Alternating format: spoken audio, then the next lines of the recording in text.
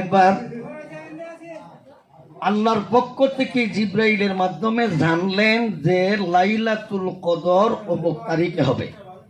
নির্দিষ্ট তারিখ জিব্রাইল জানাইয়া গেছে। লাইলাতুল কদরের ফজিলত, লাইলাতুল কদর কারে কয়, তার মর্যাদার আলোচনা আপনারা জীবনভর শুনতেছেন। এই রাত্রে, একটা রাত্রে এবাদতি করলে 1000 মাসের এবাদতির চাইতেও শ্রেষ্ঠ। 1000 বছর হায়াতি হইতাম না। এক রাইতে এবাদতি করলে যদি 1000 মাসের চাইতে উত্তম এবাদতির সব পাই। এই নির্দিষ্ট তারিখ জিব্রাইল নবীজিরে জানাইয়া দিয়া জিব্রাইল চলে গেছে। আর নবীর ধারণা হইল আমার সাহাবা একরামদেরকে এই তারিখটা জানাইয়া দেই যে এই তারিখে যদি তোমরা এবাদতি করো তাহলে 1000 মাস এবাদতির চাইতেও শ্রেষ্ঠ। নবী ঘর থেকে বেরিয়েলেন, এই তারিখটা সাহাবা একরামরে জানাইয়া দিতেন। রাস্তার মধ্যে দুই ব্যক্তি লাগছে কাজিয়া, ঝগড়া। এরা ঝগড়া লাগছে আর রসুল লাগছে এই ঝগড়া মীমাংসা করা। এই কিতা লইয়া ঝগড়া করছো বুঝা লই। রাস্তার মধ্যে মানুষ কিছু মায় মুরব্বী খাইলে কয় না, এই তোরা কাজিয়া করস কেরে, কয় না। রসুল কইতেছে, এই তোমরা এইটা কাজিয়া করো কেরে, কিতা লইয়া কাজিয়া করো বুঝা লই। এটা কইতেছে আমার এইটা কইছে, এটা কইতেছে আমি আমার এইটা কইছে, এইভাবে কাজিয়া একজনে আরেকজনে কইতেছে। রসুল এই মীমাংসা করতে যাইয়া এই সবে লাইলাতুল কদরের যে নির্দিষ্ট তারিখ আছে এটা নবী গেছে বলিয়া, এটা আর রসুলের স্মরণ নাই। এখন রসুলের যখন স্মরণ নাই, রসুল সাহাবা ইকরামদেরকে জমা করলেন। আর রসুল বলতেছেন যে শোনো, একটা সুসংবাদ নিয়ে বেরিয়েছিলাম, কিন্তু রাস্তায় ওই দুই ব্যক্তি ঝগড়া লাগিয়া এই সুসংবাদটা আমার বলেই দিছে। তাহলে যাই না দেখো, আমি নবী কোনো কিছু বলি না, এই খাসিয়ত এটা আমি নবীর না। আমি বলি না, আমাকে বুলানো হয়েছে। আমি বলছি না বুলানো হয়েছে। যেহেতু আমাকে বুলানো হয়েছে, অবশ্যই আশা আইয়া কোনা খাইরাল লাকুম, অবশ্যই আমাকে যে এই নির্দিষ্ট লাইলাতুল কদরটা বুলানো হয়েছে, এটা অবশ্যই তোমাদের মঙ্গলের জন্য। মঙ্গলের ব্যাখ্যা করেছেন মুহাদ্দিসিন একরাম। হাদিসের ব্যাখ্যায় বলেন, মঙ্গলটা এই জিনিস, এই রাত্রটা যদি আমাদের নির্দিষ্ট জানা থাকতো, আমরা যে অলস আর বুঝই না, নামাজ রোজা এর আগ পর্যন্ত একটাও করলাম না নাই। কারণ নির্দিষ্ট তারিখ তো আছে, এই তারিখে এবাদতি করলে তো কি পরিমাণ ভাই মতি এটা হয়।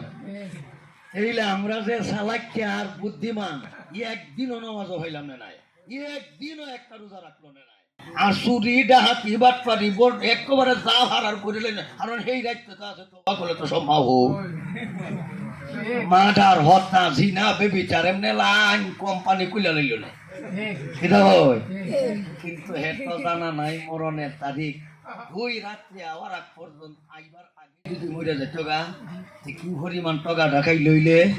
এই কারণে এই রাত্রিটারে আল্লাহ অস্পষ্ট রাখিয়া আমাদেরকে আমলের আগ্রহ সৃষ্টি করে দিলেন। কেন? ওই রাত্রের আশায় আমরা সারা মাস এবাদতি করবো, সারা বছর এবাদতি করবো। ওই রাত্রিটা এর ভাগ দিয়ে দিব গা, এটা হয় এর ভাগে দিয়া। এরপরও রসুল সাহাবা ইকরামদেরকে বললেন, শোনো, তারপরও তোমরা এই রাত্রটা তালাশ করবাই রমজানও। এখন রমজান পর আমরা এই রাতের দিনদার মানুষ বুঝুন তো, দিনের বেলায় বেড়ায় ভাত খায়। এমন মানুষ আপনার ফুল বদলত নাই যে বেটা দিনের বেলায় খায়, ই বেটা রমজান লাইলাতুল কদর হয়তো করতে খেয়ে বেটা দিন হইরু ধরা হয় না, রাখিতে হইব করতে নেই। এরপরও রসুল বলেছেন, এমন একটা যুগ আসবে, এই যুগের উম্মত আমার এরা খুব দুর্বল থাকবে আর অলস থাকবে। এটা কই আমরা অলস নি না, অলস নাই। আমরা যদি প্রতিযোগিতা নেওয়া হয় অলসে, মনে হয় বাংলাদেশের আমরা চ্যাম্পিয়ন হইব। অলস কারা এর মধ্যে যদি মানে গুনাহ করে কারা, অলস কারা, বুদ্ধিমান কিন্তু অলস। যদি প্রতিযোগিতা নেওয়া হয় মোটামুটি আমরা কোনো দিকে কম হইতাম না, বাংলাদেশের কি কম হইতো না। রাসূল এক হাদিসে বলেন, আমার যুগের যেই সমস্ত মুসলমান উম্মতেরা আছে, ইসলামের 10 ভাগের 1 ভাগ যদি তোমরা ছেড়ে দাও ফাআখাযা, আল্লাহ তোমাদেরকে পাকড়াও করবে। ইসলামের 10 ভাগের 1 ভাগ ছেড়ে দিলে আল্লাহ তাদেরকে পাকড়াও করবে, আল্লাহ তাদেরকে ধরে ফেলবে, গুনাহ হবে, মারাত্মক ধরনের গুনাহ হবে। ইসলামের 10 ভাগের 10 ভাগই পালন করতে হবে। নবী বলেন আমার যুগের উম্মতেরা। রাসূল বলেন আমি একদিন থাকতাম না, তোমরাও থাকতাই না, এমন একটা যুগ আসবে, এই যুগের আমার উম্মত মুসলমানেরা ইসলামের 10 ভাগের 1টা ভাগও যদি তারা পালন করতে পারে ফানাজা, আল্লাহ তাদেরকে মুক্তি দান করবে। এটা কোন যুগের কথা কইছে রাসূল? এই আমরার কথাই কইছে। কোন যুগের কথা? এই হাদিসে রাসূল 2টা কথা কইছে। আমার যুগের মুসলমান ইসলামের 10 ভাগের 1 ভাগ ছাইরা দিলে ফাখাদা, আল্লাহ ধরে ফেলবে। আর পরবর্তীতে এমন একটা যুগ আসবে, এই যুগের মুসলমানেরা যদি ইসলামের 10 ভাগের 1 ভাগ পালন করে ফানাজা, আল্লাহ মুক্তিদান করবে। আমরা এমন এক পরিস্থিতিতে আছি, ইসলামের 10 ভাগ কি, ইসলামের 1 ভাগও পালন করতে রাজি নাই। অথচ আল্লাহর নবী সুসংবাদ দিয়েছেন ইসলামের 10 ভাগের 1 ভাগ করো, 1 ভাগ করলেও 10 ভাগের সব আল্লাহ দিব। 1টা ভাগ করো, 1টা ভাগও তো করতে পারতেছি না। বর্তমানে শিক্ষা ব্যবস্থার কথা কই, যে আলোচনার দরকার ছিল, অত্যন্ত গুরুত্বপূর্ণ। এই যুগেও মানুষের শিক্ষার ব্যবস্থা উন্নত হই, আমাদের এই শিক্ষা ব্যবস্থার চাইতে রাসূলের যুগে শিক্ষা ব্যবস্থা কম ছিল না, বরঞ্চ আমাদের যুগের শিক্ষা ব্যবস্থার চাইতে রাসূলের যুগের শিক্ষা ব্যবস্থা আরো উন্নত ছিল, আরো উন্নত ছিল। এরা শিক্ষা এত পরিমাণ শিখত, এরা শিক্ষার প্রতিযোগিতা করত। এরা এক একজন সাহিত্যিক ছিল, এক একজন পণ্ডিত ছিল, এক একজন কবি ছিল, বড় বড় একজন কবি ছিল। অথচ এরা এত কিছু জানার পরেও এই যুগটাকে আল্লাহ পবিত্র কোরআনে বলেন জাহিলিক জাতিল উলা, এরা হলো জাহিল, এরা হলো মূর্খ। এত শিক্ষিত হওয়ার পরেও আল্লাহ এদেরকে মূর্খ বললেন কেন?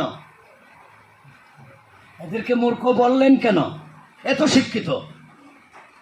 এই যুগের এদের একজনের 100 ভাগের 1 ভাগও সারা দুনিয়ার মানুষ শিক্ষিত নয়। এরা এই পরিমাণ এক একজন শিক্ষিত ছিল। রাসূলের যুগের লোক শিক্ষিত ছিল না? ছিল না?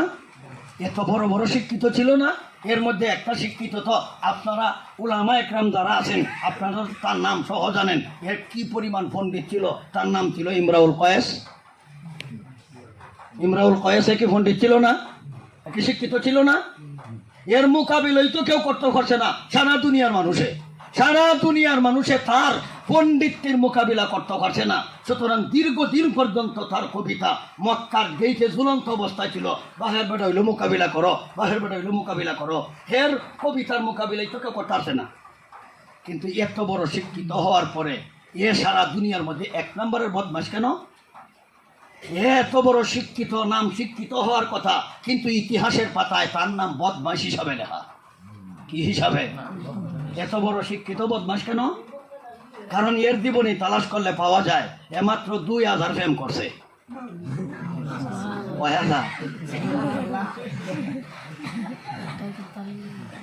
এত বড় শিক্ষিত 2000 প্রেম করছে, আমি গাইছি এক কিতাব।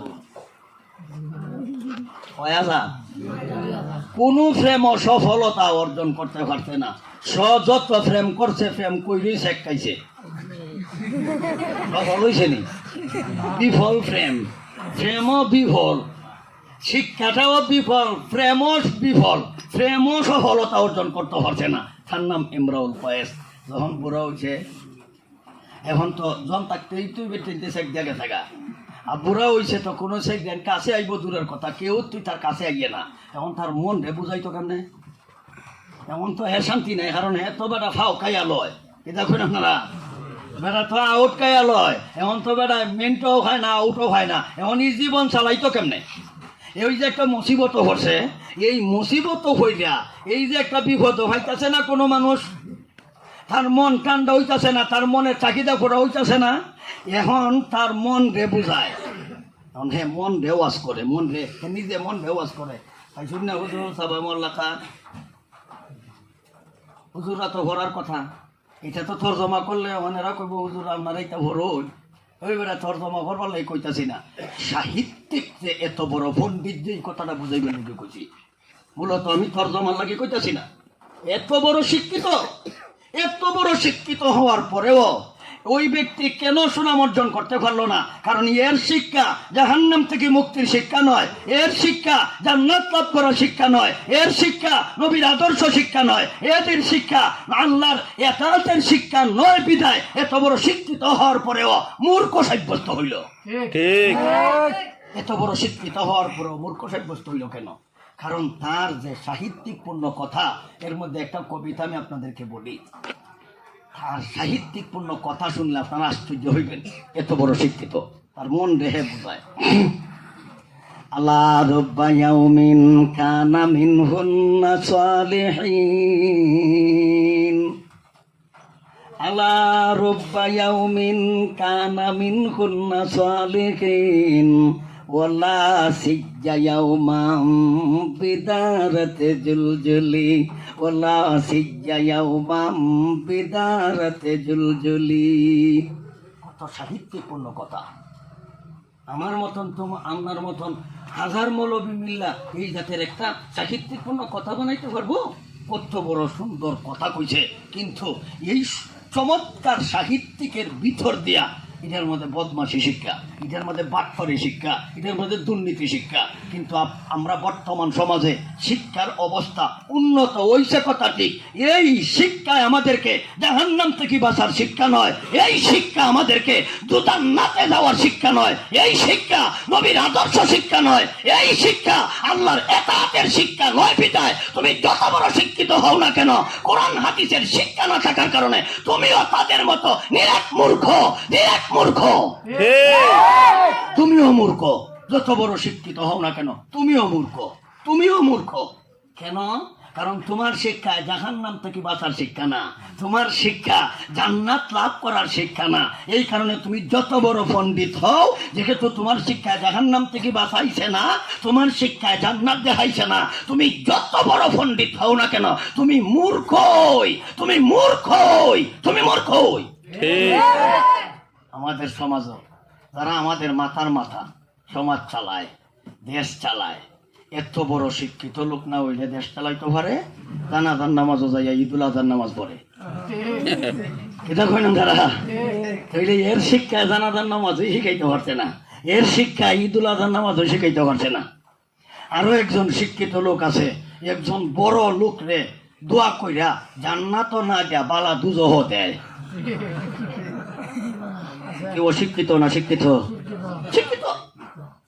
আরেকটা লোক আছে আমাদের বর্তমান সংসদে, বিসমিল্লাহ অশুদ্ধ করে কইতাল না, কই বিসমিল্লাহির রহিম। ও শিক্ষিত না শিক্ষিত? বিসমিল্লাহটা কইতে পারছে না, তাহলে বোঝা গেল হে শিক্ষিত। এর শিক্ষায় তারা বিসমিল্লাহ শিখাইতে পারছে না, এর শিক্ষায় আল্লাহর নবীর আদর্শ শিখাইতে পারছে না, এর শিক্ষায় দুজক থেকে বাঁচার শিক্ষা নয়, এর শিক্ষা জাহান্নাম থেকে বাঁচার শিক্ষা নয়, এর শিক্ষা জান্নাত লাভ করার শিক্ষা নয়, এর শিক্ষা দুনিয়া কামাই করার শিক্ষা। তুমি যত বড় পণ্ডিত থাকো না কেন, দুনিয়া অর্জনের জন্য শিখবায় তুমি মূর্খ হই। আল্লাহর দৃষ্টিতে তুমি মূর্খ, তুমি জাহিল।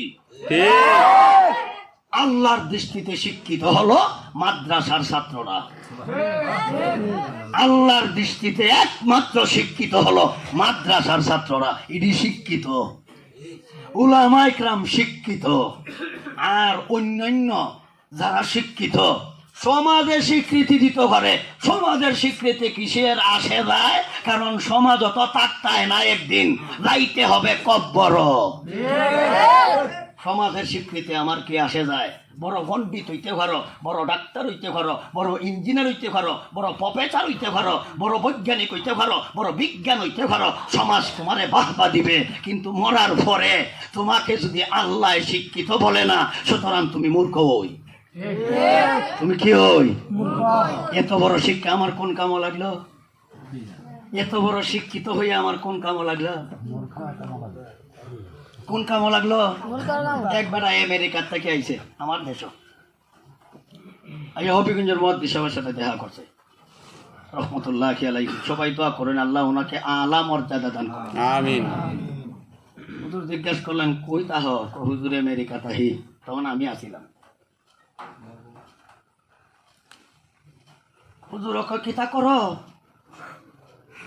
হুজুর আমেরিকা আমি পিএইচডি দিয়ে আইছি। পিএইচডি দিয়ে আইছে। কিতা পিএইচডি করছো? হুজুর গোবরের উপরে। গরুর লেদায় না, লেদা কন্যা না, গরুর লেদা শিখতে বেটার 6 বছর সময় লাগে। কয় বছর? 6 বছর বেটা গরুর লেদার উপর পিএইচডি দিয়েছে। আর 6 বছরে বেটায় আমেরিকা, বাংলাদেশও না, আমেরিকা বেটা 6টা বছর লেখাপড়া করিয়া লেদা শিখছে। শিখছে গোবর। গোবরটা কি কি বানানো যায়, গোবরটা কি কি আবিষ্কার করন যায়, গোবরে কি কি উপকার দেয়, গোবরে কি কি করন যায়, বেটা এটার উপর এই লেদা শিখতে যায় কত বছর লাগবে? হুজুর এখন 6 বছর যদি তোর লেদা শিখতে গেল, বাকি এই সারা শরীর শিখতে কত বছর লাগবো? ঠ্যাং টুং লেজ চামড়া ফেট পিট শিখতে তোর কত বছর লাগবো? লেদা শিখতে যদি 6 বছর গেছে গা। লেদা শিখতে কয় বছর লাগছে? লেদা থেকে কি আবিষ্কার করে? আমি আপনাদেরকে লেদার উপর পিএইচডি দিব, মাত্র 1 মিনিট সময় লাগবো। কয় মিনিট? 1 মিনিটে আমি লেদার উপর আপনাদের পিএইচডি দিব। আল্লাহ পবিত্র কোরআনে বলেন,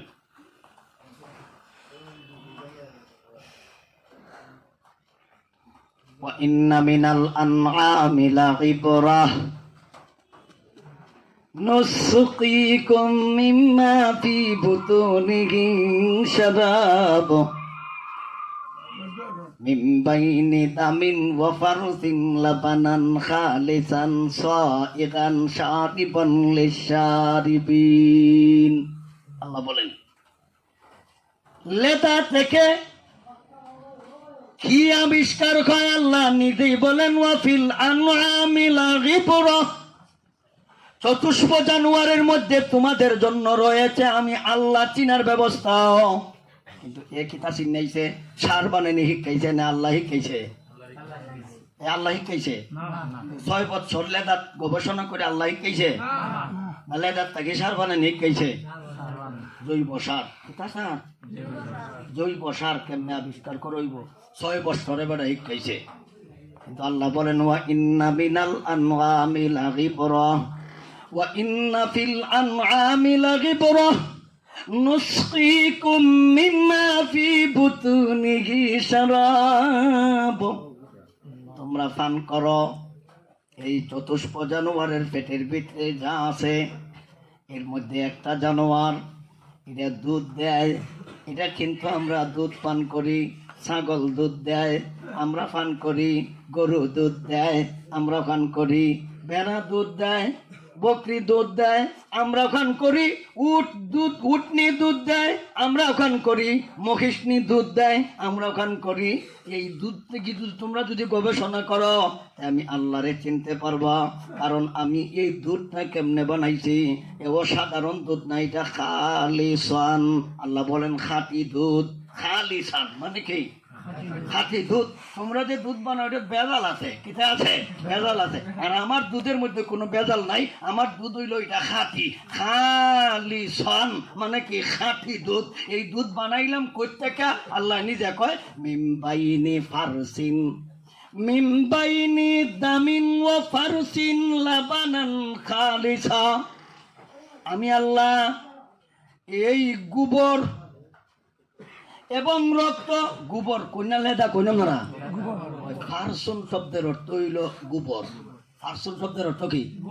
হ্যাঁ, বাইনে ফারসিন ওয়াদামিন ফারাসিন ওয়াদামিন লাবানান খালিসান সাইগা সাইগান শার শামলিস শারিবিন। আমি আল্লাহ একেবারে খালিস, একেবারে খাঁটি দুধ আমি আল্লাহ বানাই লেদা এবং রক্তর মাধ্যমে। রক্ত এবং লেদা থেকে আমি দুধ বানাই। রক্ত আর লেদা থেকে কিতা বানায়? দুধ কই থেকে আবিষ্কার হয়? লেদা থেকে। কয় মিনিট লাগছে আপনারা গবেষণা করিয়া এই গোবর জানতে? গোবর থেকে দুধ বানানি হয়। আল্লাহ পবিত্র কোরআন শরীফ কইছে। কয় মিনিট লাগছে জানতে? 6 বছর, 5 বছর লাগছে? 1 ঘন্টা লাগছে? না 1 মিনিটে জানি আসছে? তুই 6 বছর কিতা করছ? শিক্ষার অবস্থা বর্তমানেও উন্নত প্রযুক্তির যুগে, এই প্রযুক্তির যুগে আইয়া এত শিক্ষিত হওয়ার পরেও আমরা যত বড় শিক্ষিত হই, এত বড় নাস্তিক হই, যত বড় শিক্ষিত হই, এত বড় কোরআন থেকে দূরে থাকি, যত বড় শিক্ষিত হই, হাদিস থেকে মূর্খ হই, যত বড় শিক্ষিত হই, কোরআন থেকে মূর্খ হই, যত বড় শিক্ষিত হই, নামাজ থেকে দূরে যাই, যত বড় শিক্ষিত হই, রোজা থেকে দূরে যাই, যত বড় শিক্ষিত হই, পর্দা থেকে দূরে থাকি। যত বড় শিক্ষিত এর ঘরে পর্দা নাই। কন্যা গেলে free mind, free mind, free মাইন্ডের লোক। এরা কি মাইন্ডের? ফ্রি মাইন্ডের লোক। এরা হইল ফ্রি মাইন্ডের লোক। তাইলে কথার দ্বারা কথায় কথায় অনেক দূর আমি চলে গেলাম গা। তাইলে বর্তমান যুগে যেইভাবে শিক্ষার ব্যবস্থা আছে, রসুলের যুগেও এই শিক্ষার ব্যবস্থার থেকে শিক্ষা ব্যবস্থা কম ছিল না। বেশি ছিল না কম ছিল? বেশি ছিল। কিন্তু এদেরকে শিক্ষিত বলা হইল না কেন? এদেরকে জাহিলিয়াতুল উলা বলা হইল কেন? কিন্তু বর্তমানে আমরা যাদেরকে শিক্ষিত মনে করি, কোরআন হাদিসের ভাষায় এরা অশিক্ষিত হই। কিন্তু আমরা যারা কোরআন হাদিস শিক্ষা গ্রহণ করছি, আমরা যারা মাদ্রাসাত পড়ি পড়াই, আমাদেরকে ওরা নেগলেক্ট করে। এরা আমরা কয় আমরা শিক্ষিত নয়, এরা শিক্ষিত। নিজেরা পণ্ডিত মনে করে, আর নিজে এই জাতীয় শিক্ষিত হইয়া একটা চেয়ারও বসলে নিজেরা যত বড় পণ্ডিত মনে করে। এরা চেয়ারও এই চেয়ার দখল করছে। একটা হয়তো কোনো পয়সা দিয়ে একটা চেয়ারের মালিক হয়েছে, এই চেয়ারও এখানে আপনি আর আমি গেলে, মৌলবীরা গেলে তো এরা আমরা সাথে কথাই কয় না, কথাই কয় না। নিজে পণ্ডিত বিশাল বড় একটা মনে করে না। আমি একবার গেছিলাম একটা নাই, হ্যাঁ বুঝছেন, আমি একটা কাজ করার জন্য আমার অবশ্যই হিসাব করলেও পরে আইও। শিক্ষিত হইতাছি না তো দেখুন, মানে আমি যে লেখাপড়া করে হুজুর হইছি, এবারের কাছে আমি হুজুর হই নাই, আমি শিক্ষিত হই নাই।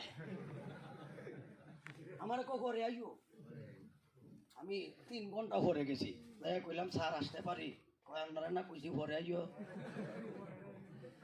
আরো 3 ঘন্টা পরে গেছি, যাইয়া কইলাম স্যার এখন কি আসতে পারি? তখন আমার কয় পরে আইও। এর পরে পরে পরে তো আমি বুঝতেছি না কয় ঘন্টায় পর হয়, আমার জানা নাই। লেখাপড়া করছি না তো, এরা এই সম্পর্কে লেখাপড়া করছে, পিএইচডি দিছে। কিন্তু আমরা তো এই সম্পর্কে পিএইচডি দিতে পারছি না। 3 দিন পরে গেছি, এদিকে স্যার ইসে আর ওই বসা। আমি কইলাম স্যার আসতে পারি? এবারও আমার পরে আইও।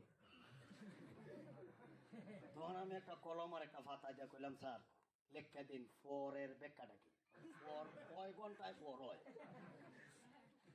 একবার 9 ঘন্টা কাটায় গেলাম, এর পরও ফর হইছে না। আজকে 3 দিন পরে আবার পরও যখন কোন পরে আইও লেখা দিন কয় ঘন্টায় ফর হয়।